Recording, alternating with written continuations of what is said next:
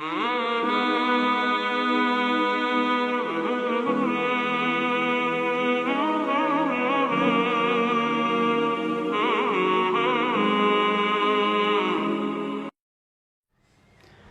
sedang mengamalkan manhaj salaf seperti tidak isbal jenggotan, tidak ikut tahlilan, tidak kunut subuh, ikut kajian salaf dan lain, tapi ana dicela dan dimusuhi sehingga ana merasa terasing.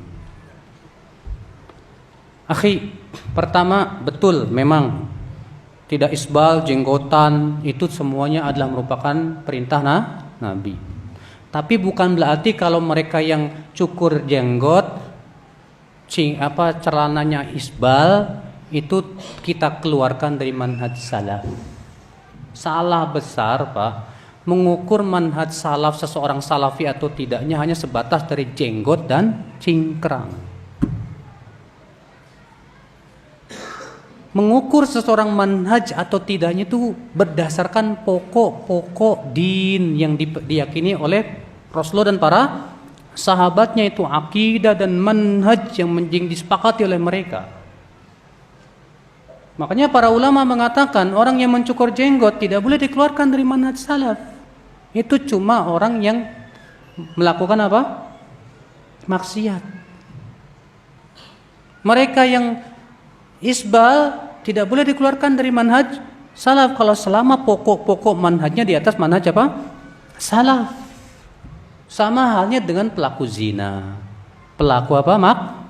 Maksiat.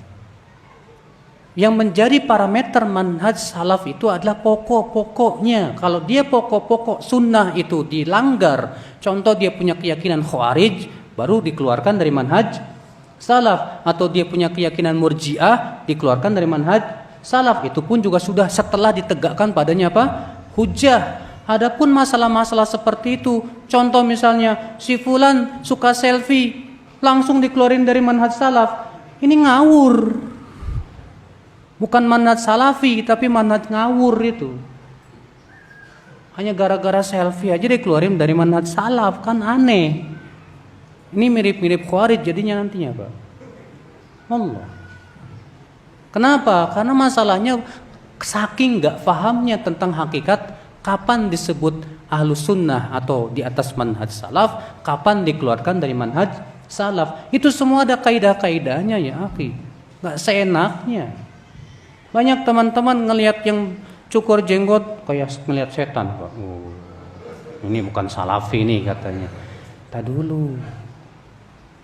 Iya. Anda harus tahu parameter kapan seseorang disebut manhaj salaf, kapan tidak disebut apa? Manhaj salaf. Jangan serampangan. Iya. Contoh tidak kunut subuh. Antum menganggap orang yang kunut subuh bukan salafi? Salah besar. Berarti menurut antum Imam Syafi'i enggak salafi dong. Sementara Imam Syafi'i mengatakan kunut subuh hukumnya apa? Sunnah. Ini ikhtilaf para ulama. Apakah kunut subuh sunnah atau tidak? Jumhur ulama, ini bertempat Imam Malik, Imam Ahmad, Imam Abu Hanifah mengatakan tidak disyariatkan. Imam Syafi'i mengatakan sunnah. Kenapa mereka berbeda pendapat? Gara-gara perawi hadis. Ada hadis menyebutkan Rasulullah senantiasa kunut subuh sampai meninggal dunia. Imam yang tiga mengatakan hadis ini lemah karena dalam perawinya ada Abu Ja'far Ar-Razi, Isa bin Mahan. Nah, Isa bin Mahan ini diperselisihkan oleh para ulama apakah dia thiqah, diterima hadisnya atau tidak. Banyak yang mengatakan, sebagian ulama mengatakan dia bisa diterima hadisnya, seperti Al-Fallas, seperti Yahya bin Ma'in dalam sebuah riwayat, termasuk Imam Syafi'i mensahihkan hadisnya. Atas dasar itu Imam Syafi'i mengatakan kunut subuh apa? Sunnah. Sementara imam yang tiga mengatakan Isa bin Mahan dhaif, tapi dhaifnya ringan karena dia buruk hafalannya, bukan dhaif yang berat. Sehingga imam yang tiga ini terjadi perselisihan di antara mereka. Apakah sebatas tidak disyariatkan atau sampai kepada derajat bid'ah? Imam Abu Hanifah mengatakan apa? Bid'ah. Imam Ahmad dan Imam Malik serta para ahli hadis belum sampai kepada bid'ah. Sehingga terjadi ikhtilaf di antara mereka. Kalau kita sholat di belakang Imam Syafi'i, ikut kunut apa enggak? Kebanyakan mereka mengatakan tetap ikut kunut. Dan itu yang dirajikan oleh banyak para ulama besar di zaman ini. Syekh bin Baz, Syekh Utsaimin, Syekh Fauzan, termasuk Syekh Albani rahimahullah. Mereka mengatakan tetap ikut kunut bersama mereka. Akhwat Islam azani Allah. Jadi pahami betul antum, ya pahami mana yang ini bisa disebut manhaj salaf dengan yang sifatnya ijtihadiyah. Jangan sampai gara-gara masalah ijtihadiyah antum keluarkan dari manhaj salaf. Salah besar antum. Benar, sebab perpecahan tuh Pak, menganggap masalah ijtihadi sebagai masalah apa? Pokok yang tidak boleh disalahi. Ini sebab terbesar terjadinya perselisihan di kalangan kaum Ahlus Sunnah wal Jamaah Salafiyin. Ikhwata iman azani Allah wa iyyakum. Iya. Makanya para ulama sudah memberikan kepada kita apa?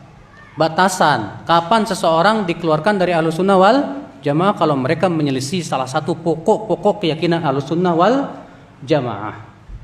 Contoh, kalau dia punya keyakinan Khawarij atau Murji'ah atau Qadariyah atau Jahmiyah atau apa, maka yang seperti ini baru dikeluarkan. Itu pun juga setelah dinasehati, setelah ditegakkan hujah. Allah